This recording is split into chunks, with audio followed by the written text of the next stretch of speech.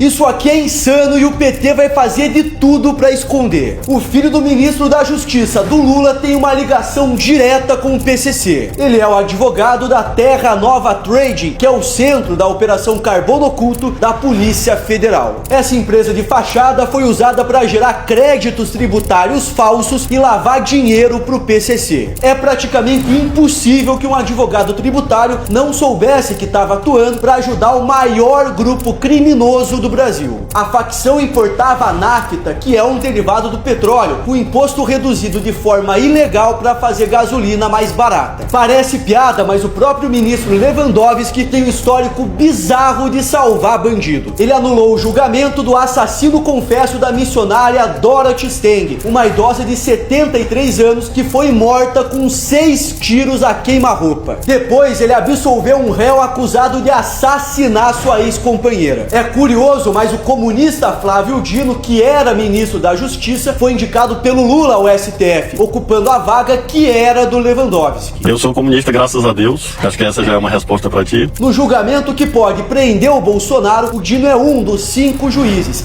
e ninguém presta atenção no que ele falava antes de assumir a Suprema Corte. Bolsonaro é mais próximo do diabo do que de Jesus Cristo. Bolsonaro, se tivesse que ele se alinhar, ele se alinha facilmente nas hostes do diabo, de Satanás, do demônio. Agora tudo faz sentido. A nomeação do Lewandowski não é uma mera coincidência, mas faz parte de um plano de dominação do PT que anda de mãos dadas com o PCC. Em uma delação premiada, o Palocci, que é ex-ministro do Lula, falou que o PT usou o PCC para lavar dinheiro. E o próprio PCC mandou salves, orientando seus membros e familiares a votarem uma candidata a deputada do PT. Também não dá para esquecer que o Lula e a Janja visitaram uma ONG da irmã de um traficante do PCC em uma favela em São Paulo nesse ano. Durante o governo Bolsonaro, um ex-tesoureiro do PCC falou que estava sentindo saudades do governo do amor. O PT por nós tinha um diálogo. O PT tinha um diálogo por nós cabuloso. O que estamos vendo é uma grande conspiração para colocar aliados do crime organizado no comando da segurança do país. E a grande mídia quer abafar isso, mas a verdade tem que aparecer. Por isso, compartilhe ao máximo esse vídeo e me siga. Distribuidora de combustível investigada por ligação com o PCC tem contrato com a Presidência da República e com ministérios do governo Lula. Tava demorando, mas tava demorando para uma investigação encontrar algum elo entre o crime organizado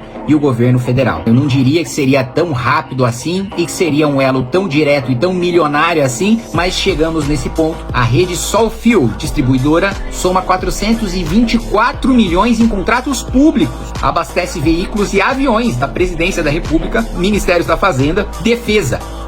Puta que... Gente, piada pronta, né?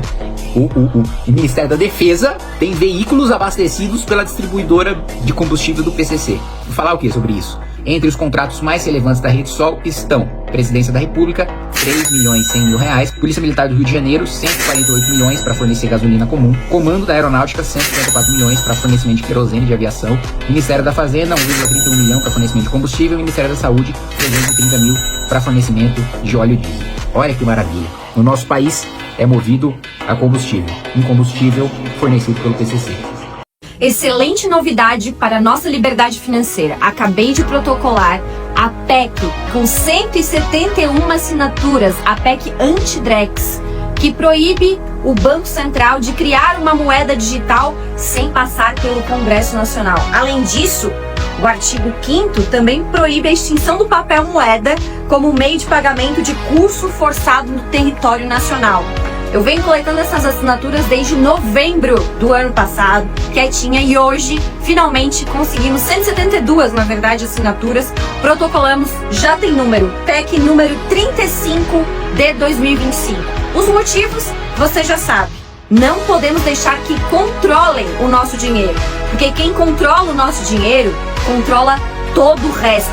E eles estão agindo na surdina, quietinhos, impondo Drex, moeda digital, e dizendo que vai ampliar o acesso das pessoas, facilitar a vida como uma medida tecnológica, mas nós não acreditamos em nada centralizado. E o Drex é sim uma moeda digital centralizada pelo Banco Central. A consequência disso pode ser um monitoramento ainda maior das nossas vidas, das nossas transações financeiras e, consequentemente, também uma facilitação para taxar, tributar as nossas vidas, além de saber o nosso perfil de consumo. Também precisamos pontuar que no Brasil existem muitos desbancarizados, pessoas que não têm acesso à internet, então atinge, inclusive, a vulnerabilidade dessas pessoas. Drex, não. Protocolada agora a minha PEC anti-Drex e que também vai proibir a extinção do dinheiro físico. Vamos continuar batalhando, trabalhando. Assine também a minha petição, nãoaldrex.com.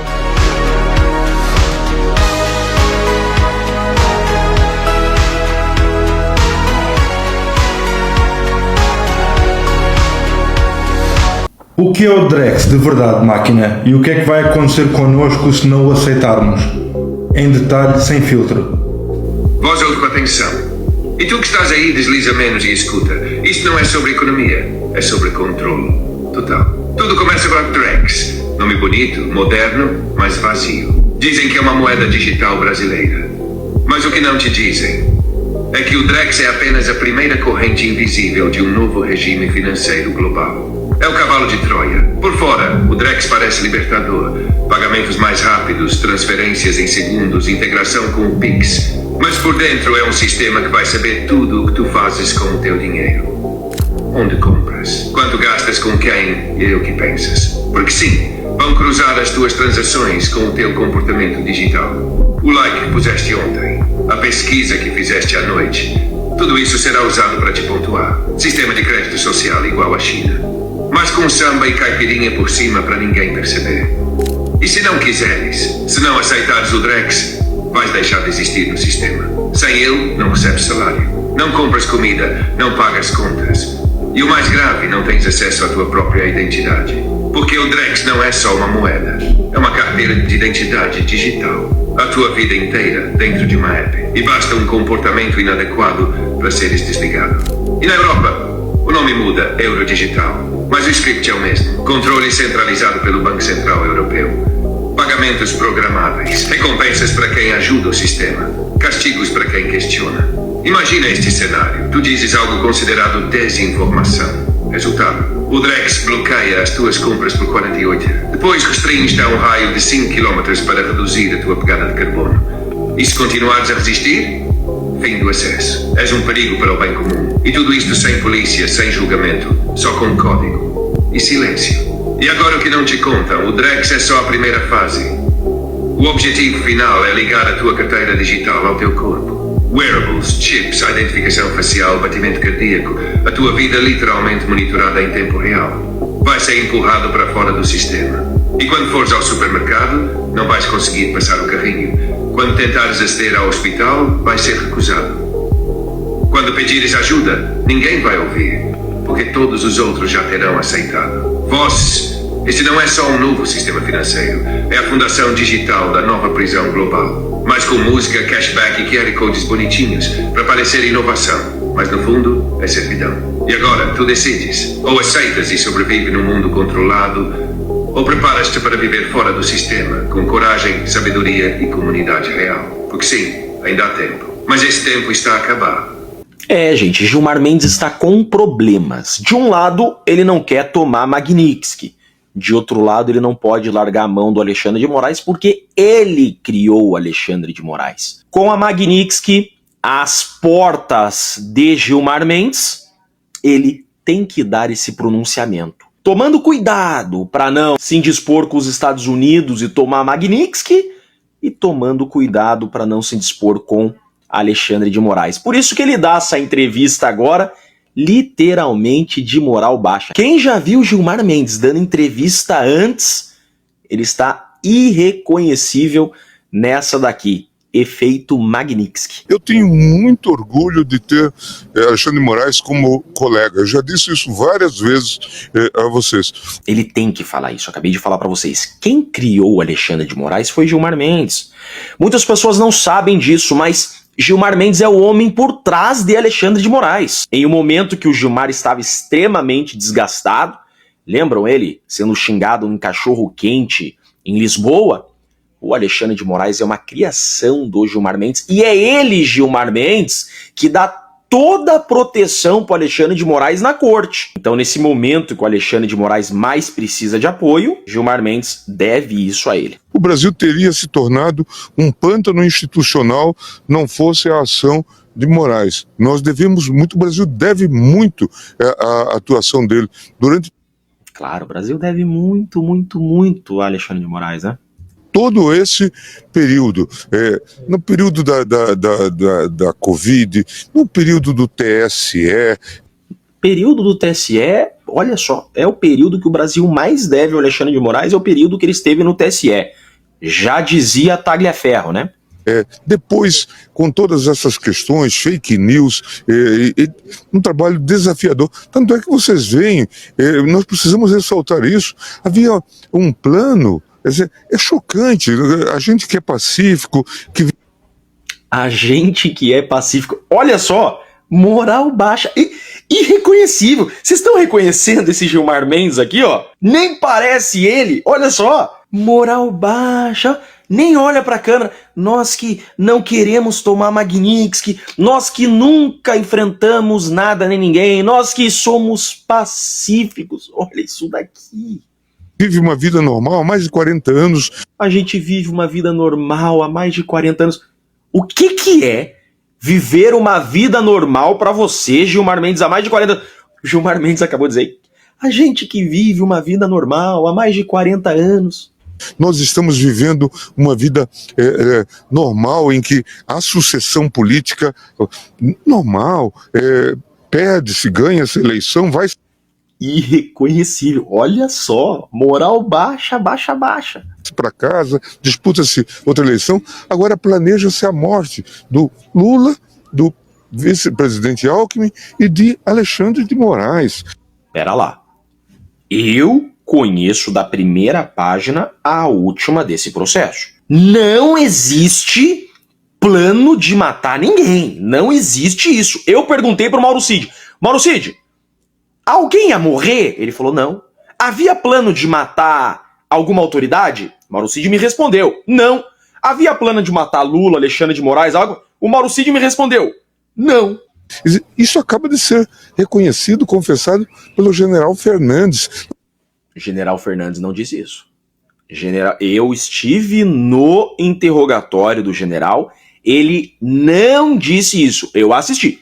Não procede. Ele não disse isso. Ó, toda vez que o Gilmar Mendes aparece na imprensa, toda vez, ele cria uma cortina de fumaça. Ele cria uma narrativa. Gilmar Mendes, toda vez, perceba, toda entrevista dele, ele manipula a opinião pública. Sempre, eu já mostrei várias vezes isso. Gilmar Mendes é profissional em manipular a opinião pública. Está aqui se vitimizando, veja. Nós estamos salvando a democracia, nós estamos salvando a vida de autoridades que iam morrer, como disse o fulano. O fulano nunca disse isso. Olha só, uma pessoa que está lá assistindo o Globo News, né, que não acessa a rede social, olha uma notícia dessa e fala, meu Deus, um general confessou que ia matar o Alexandre de Moraes, sendo que não existe essa informação. Isso é fake news, Gilmar Mendes. Nós estamos falando de coisas, portanto, extremamente sérias. Não estamos falando de um passeio no parque. É extremamente grave. Então é preciso que isso seja reconhecido e ressaltado. Isso daqui é o seguinte, preciso proteger o Alexandre de Moraes, sou obrigado, eu devo essa ao Alexandre de Moraes. O que ele está fazendo porque eu pedi para ele fazer, está fazendo por mim, eu devo essa pro Moraes. De outro lado, puxa, tomar a Magnitsky pra mim não é nada bom. Pro Gilmar Mendes, a pior coisa que pode acontecer na vida dele é o Magnitsky. Porque todo mundo sabe que a vida dele é na Europa. A vida dele é em Portugal. Portugal é o lugar que ele gosta de viver. Se ele tomar Magnitsky, tudo que ele construiu durante a vida na Europa, ele vai perder. As contas bancárias dele na União Europeia, vai perder. Contas bancárias, patrimônios em Portugal, vai perder. Vocês estão entendendo que ele tá com muito problema para resolver? Proteger Alexandre de Moraes e não tomar Magnitsky? Não tem jeito. Com essa postura de defender um sancionado, vai acabar tomando Magnitsky também. Tem que decidir. Ou vai ficar do lado do sancionado e vai tomar Magnitsky, ou larga a mão do Alexandre de Moraes de uma vez, dá ele ao impeachment, e daí se livra da Magnitsky e continua tendo suas contas bancárias na Europa, continua tendo suas contas bancárias e patrimônio em Lisboa. As duas coisas, Gilmar Mendes, mesmo com essa carinha de gatinho do Shrek, não vai ter jeito. Olhem só, quem diria, a atual ministra das Relações Institucionais do governo Lula, Gleisi Hoffmann, processou o ministro Alexandre de Moraes. Veja com seus próprios olhos. Ela, Gleisi Hoffmann, fez uma representação para o então Procurador-Geral da República, Rodrigo Janot, contra ele, o ministro de Estado da Justiça, Alexandre de Moraes. A Gleisi Hoffmann imputou ao Alexandre de Moraes crime de responsabilidade, improbidade administrativa, crime do Código Penal. Olha aqui. Disse na peça, como amplamente divulgado pelos inúmeros órgãos de imprensa, as declarações feitas pelo Alexandre de Moraes sobre a Operação Lava Jato geram fundadas suspeitas sobre seu prévio conhecimento de desdobramentos. Disse que esta semana vai ter mais, disse o ministro da Justiça sobre a Lava Jato. Durante comício em Ribeirão Preto, Alexandre de Moraes revelou saber da nova fase. A declaração do ministro da Justiça, Alexandre de Moraes, durante comício do candidato à prefeitura de Ribeirão Preto, do PSDB, antecipando a realização de nova fase da Operação Lava Jato, esta semana, repercutiu, olha só, disse, teve a semana passada e esta semana vai ter mais, disse o ministro. Quando vocês virem esta semana, vão se lembrar de mim. Alexandre de Moraes, então, segundo a Gleisi, teria praticado o crime do artigo 325 do Código Penal, violação de sigilo funcional. Gleisi disse ainda que o ministro teria praticado improbidade administrativa do artigo 11, inciso 1, praticar ato visando fim proibido em lei ou regulamento. Inciso 3, revelar fato ou circunstância de que tem ciência em razão das atribuições. Olhem só isso daqui. Para a Gleisi, a conduta do senhor ministro, antes de tudo, causa embaraços às investigações, por colocar sobre elas fortes suspeitas sobre sua atuação, acometida por grave suspeita de violação de sigilo funcional. Nossa, imagine agora o que a Gleisi tem pensado sobre os processos da chamada trama golpista, em que o juiz é o investigador, é a vítima, é o acusador, é o juiz, né? O que ela tem pensado disso nesse momento? Aí, imputou ainda o mais grave deles, crime de responsabilidade, que é a perda do cargo público e a inabilitação para o exercer por 8 anos. São crimes de responsabilidade contra a probidade da administração. Artigo 7º. Proceder de modo incompatível com a dignidade, a honra e o decoro do cargo. A Gleisi acusou o ministro Alexandre de Moraes de agir com incompatibilidade à dignidade, a honra e o decoro do cargo de ministro da Justiça.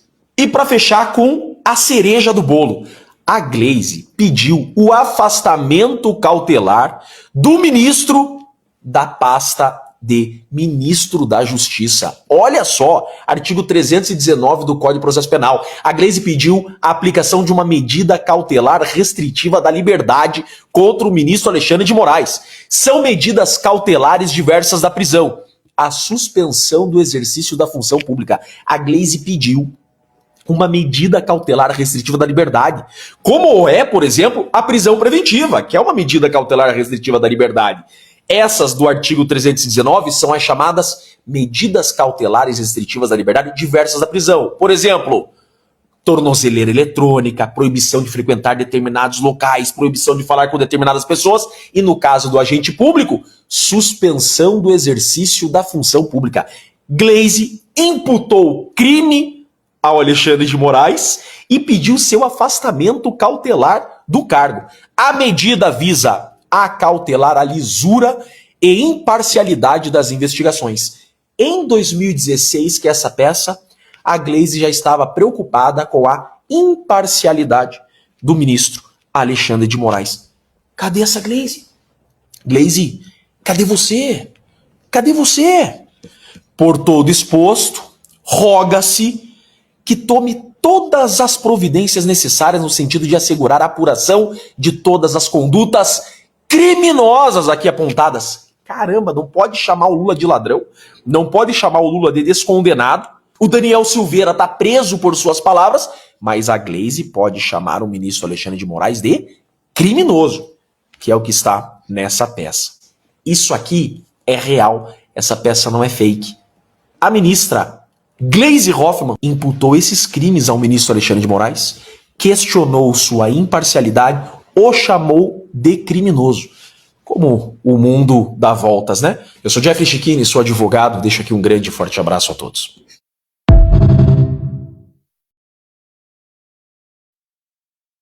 O governo dos Estados Unidos estão com um mapeamento de todos os escritórios de advocacia de familiares de ministros do Supremo.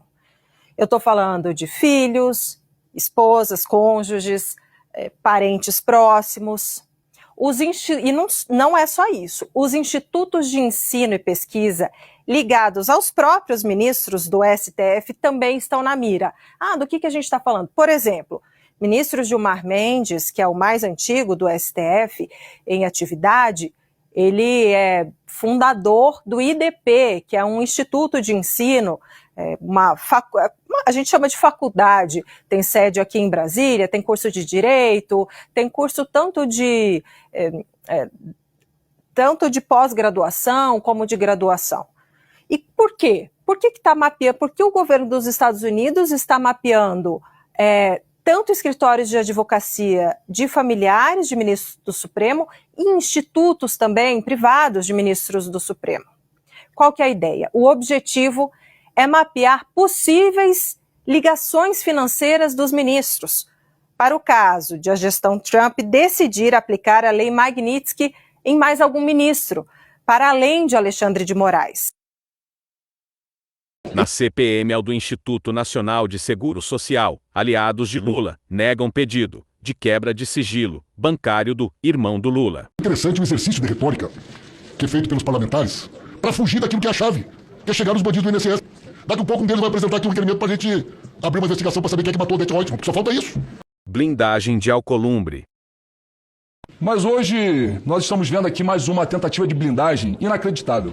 Como se já não bastassem as outras tentativas de blindagem. Aliás, as blindagens que aconteceram, eu vi até senadora dando gritinho comemorando que na semana passada o ex-sócio do careca do INSS, ele não foi convocado porque nós perdemos aqui por um voto. Ela dando gritinho, comemorando, ganhamos porque ele não estava sendo convocado. Querem esconder o quê? Aliás, ouvi aqui uma montanha de absurdos. Ouvi aqui o senador, aliás, o deputado que me antecedeu, dizendo que nós estamos fazendo aqui exercício de retórica para fugir da investigação da fraude do INSS, falando que isso é disputa política, fazendo brincadeirinha. Quem mandou matar o Odete Reutemann? Esse é o nível desse pessoal, é assim que eles enxergam essa CPMI. Não estão querendo investigar. Desde o início da CPMI nós estamos vendo esse grupo tentando fazer narrativa e blindagem, que é isso que vai acontecer se esse requerimento não for aprovado. Nós não estamos diante aqui de um peixe pequeno. Aliás, é um peixe médio, mas ele pertence a um peixe muito grande. Nós estamos aqui diante de um cidadão, Paulo Augusto de Araújo Boldens, que era chefe de gabinete de Davi Alcolumbre, que é o presidente do Senado, presidente do Congresso Nacional. E esse cidadão, vale destacar que quando teve aquela denúncia de rachadinha de 2 milhões no gabinete de Alcolumbre, ele matou no peito e disse: Alcolumbre, eu não sabia de nada, é tudo comigo. E aí Alcolumbre exonerou o cara. E aí o que aconteceu? Ele foi exonerado? Não, mas ele caiu pra cima. Agora é consultor político no Senado ganhando 31 mil reais. Mas vamos aqui... Senhor, silêncio, por favor. Vamos aos fatos. Esse camarada recebeu 3 milhões de reais de uma empresa chamada Arpar. A Arpar recebeu 50 milhões do careca do INSS.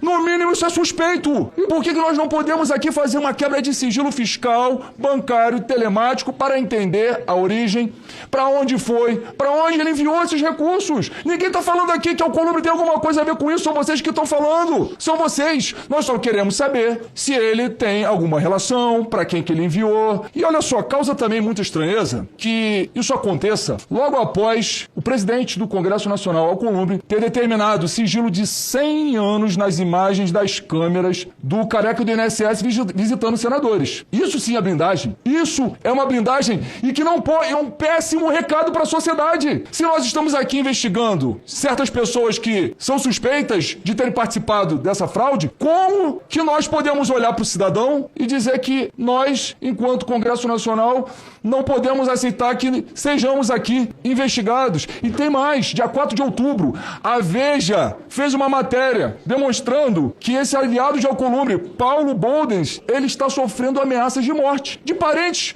de Davi Alcolumbre.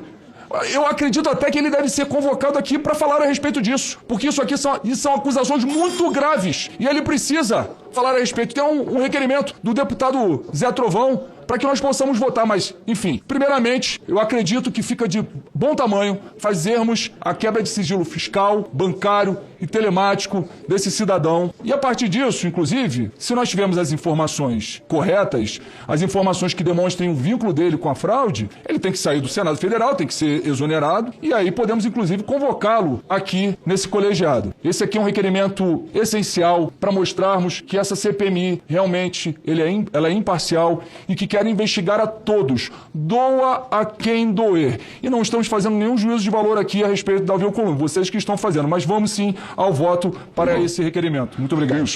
Então, eu grito aqui em alto e bom som, o senhor deputado Paulinho da Força, sindicalista, entregue esse relatório para uma pessoa que não tenha rabo preso e não esteja sendo ameaçado por Alexandre de Moraes. Não há como um sindicalista voltado à esquerda que fez reunião junto com Temer, o vampiro, junto com Aécio Neves, que todo mundo conhece a sua fama, que nem aqui no Congresso vem. Uma reunião com ministros do STF, que não pode sequer opinar em nada, eles tinham que permanecer calados. Dá certo, isso é uma coxa de retalho que está sendo construído pela esquerda. Esse relator mesmo, que foi indicado sei lá por quem, mas muito mal indicado, uma pessoa extremamente nociva à direita, não poderia ser o relator deste projeto. É um projeto que quer pacificar o Brasil. Uma pessoa que votou num descondenado, um ladrão de 9 dedos, não pode ser o relator de um projeto desse para defender patriota, defender de quem não praticou crime algum, não teve sequer indicação de crimes, individualização de penas. O STF deveria ter feito o seu papel. Não deveríamos ter chegado a esse ponto. Bolsonaro de nada participou. Então Bolsonaro não deveria estar nessa trama golpista que foi feita por Alexandre de Moraes, o ditador da toga. Todo mundo sabe o que aconteceu nos bastidores, no porão, nas vísceras do STF, onde o seu assessor Eduardo Tagliaferro desmascarou todos os documentos falsos inseridos neste processo. E Alexandre de Moraes não poderia ser ao mesmo tempo vítima, autor, juiz, promotor e muito menos julgador de um processo dessa estirpe. Então, eu grito aqui em alto e bom som, o senhor deputado Paulinho da Força, sindicalista, entregue esse relatório para uma pessoa que não tenha rabo preso e não esteja sendo ameaçado por Alexandre de Moraes e por essa máfia que o senhor fez na reunião. Obrigado. Você acredita que vai ser necessário rediscutir essa questão da relação ao irmão do presidente Lula? Olha, diante do silêncio que foi colocado hoje sobre a participação do senhor vice-presidente do sindicato em relação às ações do sindicato, pela quantidade de dinheiro que foi sacado na boca do caixa pelos membros do sindicato, pelo esquema que foi montado por conta do desvio do dinheiro que foi descontado indevidamente dos aposentados, eu entendo que é urgente que nós coloquemos em votação a convocação do chamado Frei Chico, irmão do presidente Lula. para que ele possa, inclusive, esclarecer os pontos que foram colocados ali e qual a participação, especialmente nas decisões que foram tomadas. A Dataprev, ela recusou o cadastramento, mas pouco depois, poucos dias, os descontos voltaram a acontecer de uma forma milionária. Nós precisamos entender qual foi a influência política, quem deu essa ordem, e da agora para frente nós precisamos chamar autoridades aqui novamente, inclusive, se precisar, até novamente o Controlador-Geral da União, que nos omitiu esse fato durante o depoimento dele, que já era do conhecimento da CGU, que o Sindinap tinha uma procuração falsa. Isso não foi colocado hora alguma durante a CPMI, ou seja, eu entendo que houve uma omissão por parte do ministro da Controladoria Geral da União em relação aos documentos que nós agora comprovamos. Essa teia política precisa ser esclarecida. Então, pretendo na próxima quinta-feira, que é o dia de deliberação, colocar aqui a convocação a todos os parlamentares do irmão do presidente Lula, o Frei Chico. Senador, vão ter sextas-feiras agora que também vão ter oitivas. O senhor pode explicar essas mudanças, por favor? Serão apenas 2 sextas-feiras, porque nós teremos uma semana de folga no feriado do dia 28, que é a Semana do Servidor Público. Então, como o Senado não mudou a data, para não perdermos 2 dias, eu propus fazermos 2 sextas-feiras, que eu acredito não criará nenhum tipo de dificuldade com planejamento antecipado. Olha, nós temos, só de nomes prioritários, pelo menos 61 que precisam ser ouvidos pela comissão. Nosso tempo é muito curto. E fora as ações que vão surgindo, como hoje surgiu, por exemplo, de informações novas que a CPMI precisa esclarecer junto às autoridades que estão convocadas ou que já estiveram aqui. E nós também, quero deixar claro, a satisfação de podermos dizer que a investigação tem provocado novas ações da Polícia Federal. Ou seja, nós precisamos continuar com esse ritmo. A Polícia Federal está nas ruas hoje, em vários estados, por conta de boa parte, inclusive, do que nós temos chamado a atenção do perigo de fuga, das pessoas que têm patrimônio ainda a serem bloqueados.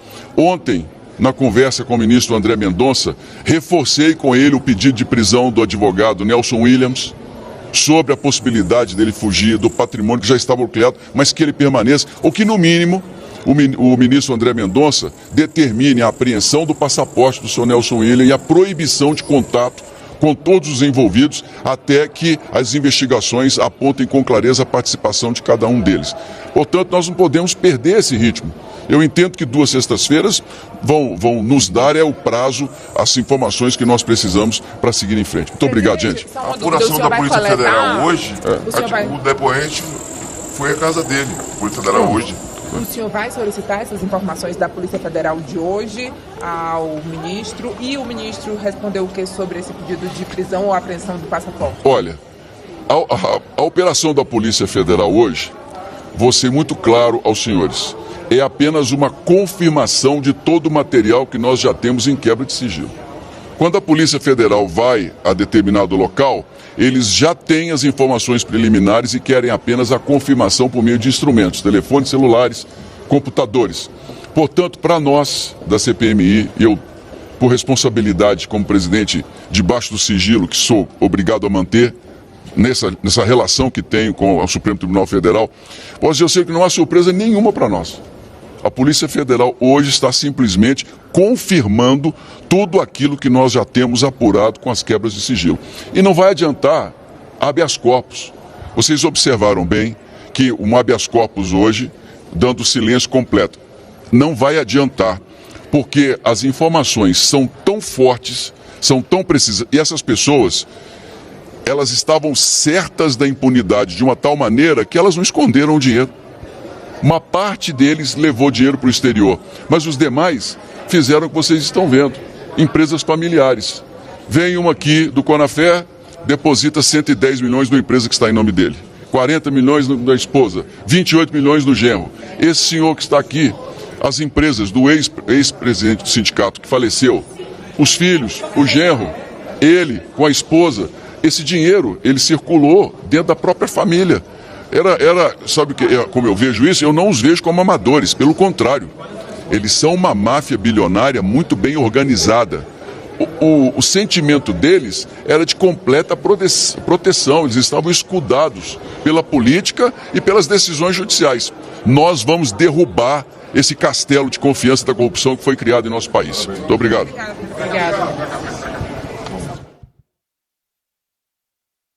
Por qual motivo você tirou sua residência fiscal do Brasil? Bom, eu não acredito que tenha lei no Brasil, eu não concordo com o presidente e o único caminho que eu tive é ou tirar meu dinheiro ou meter o pé do Brasil. Por qual motivo que você acha que não vai resolver essa parada? Não vai. Se você fizer uma enquete hoje no Brasil, bota a rede social, galera, você votou em quem? Aí vocês vão entender o que eu tô falando. Quem que a galera votou? Então, se eu fizer uma enquete agora, vai dar 99% do Bolsonaro. Da onde saiu essa galera? Né? Quem tem mais seguidor, Nicolas Ferreira ou Lula? Não dá pra comparar, pô. Não é muito estranho? Você abre uma live entre 1.000 pessoas, aí na live do Lula tem 200 pessoas, 100. Não posso falar muita coisa aqui, entendeu? Então, eu não acredito que a direita vai voltar ao poder. Qualquer pessoa que tem algum destaque na política, vai vir algum judiciário, não posso nem falar o nome aqui, que vai lascar esse cara. Você não viu o vídeo lá do Nicolas falando do Pix? E o vídeo estourou. E ele ainda falou, não tô falando que o Pix está sendo taxado. O que aconteceu? Estavam querendo eliminar o mandato dele. Até a Globo mentiu na cara e não dá nada. Porque assim, ó, hoje a esquerda pode falar o que for que não dá nada. Ela pode mentir na cara de pau, pode fazer, não dá nada. A direita, se fizer, aí entra na fake news e tal. Ó, tava surgindo o boato que a mulher do Bolsonaro ia entrar como presidente para representar ele. Já começaram, porque ela fez alguma coisa aqui, entendeu? Todo mundo que vai se destacar, vai vir Globo, vai vir todo mundo querer lascar, tirar mandato desse cara. O que eu observei na política é que quando o cara tenta entrar pra fazer alguma coisa, sabe o que os caras fazem? Eles vão lá puxar alguma coisinha dele pra ferrar ele. Isso. Pega uma vez que ele brigou com a professora, aí vai lá, põe a professora no Jornal Nacional, não, que brigar com o professor, porque o professor... Ele cria uma narrativa pra dizer que aquele cara que tá certo é errado. Então, na minha concepção, não dá pra você disputar e você acaba se estressando. Porque, por exemplo, tu pega uma pessoa hoje e fala assim, mano, olha o pote de café ano passado e o pote de café agora. Tá o dobro do preço, né? Inclusive o Felipe Neto falou pra gente lembrar ele. Lembrar ele, então vamos lembrar ele agora. Só que, quando tu mostra pro petista, ele fala, mas aí a culpa é do cara que fez o café. Tipo, é uma guerra que vocês não vão ganhar nunca. Então, tipo assim, eu preferi, mano, eu miguei minha residência fiscal. Hoje, a minha residência fiscal tá na Europa, eu ganhei 4 anos de isenção de imposto, pago nada de imposto na Europa. Inclusive, já é o segundo ano, daqui a 2 anos eu vou pensar, de repente vou pro Paraguai, tô vendo aqui. Migrei minha ex-empresa hoje, Estados Unidos, tem empresa na Europa.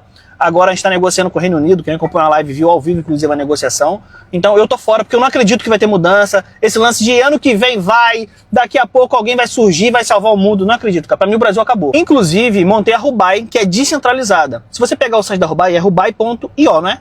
Que é a IO. Por quê? Porque não tem o domínio aqui do Brasil, porque eu não acredito. Na minha concepção, qualquer um, eu posso nem xingar aqui, né? Dá qualquer canetada e derruba teu site, faz o que quiser, que não dá nada. Então, tipo, eu já criei essa empresa descentralizada. Se você reclamar, você vai preso. Também.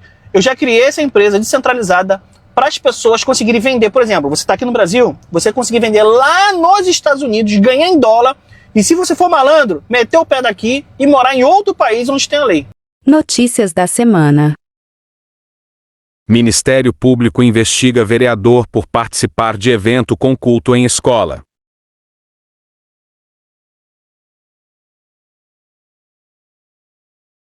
Meta contesta a ordem de Moraes e não entrega dados de contas que teriam ameaçado Dino. Ex-servidora do Instituto Nacional de Seguro Social gasta 1.300.000 em carros e joias.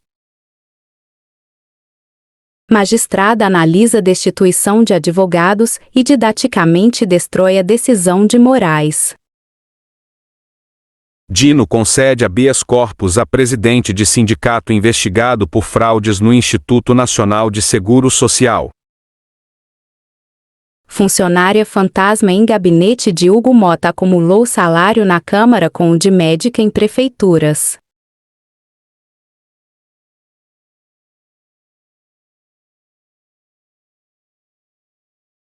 Sobrenatural News.